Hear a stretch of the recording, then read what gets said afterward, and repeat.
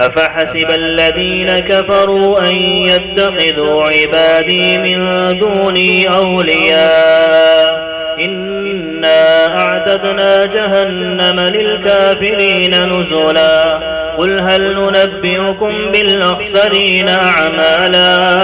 الذين ضل سعيهم في الحياة الدنيا وهم يحسبون أنهم يحسنون صنعا أولئك الذين كفروا بآيات ربهم ولقائه فحبطت أعمالهم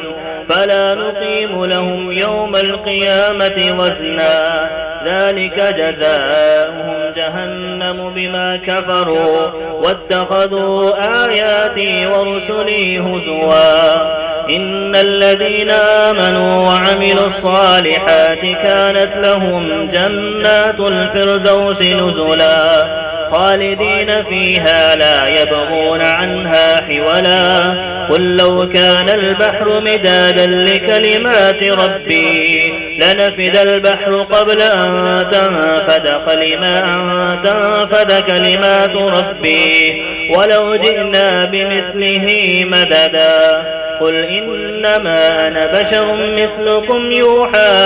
إلي أنما إلهكم إله واحد فمن كان يرجو لقاء ربه فليعمل عملا صالحا ولا يشرك بعبادة ربه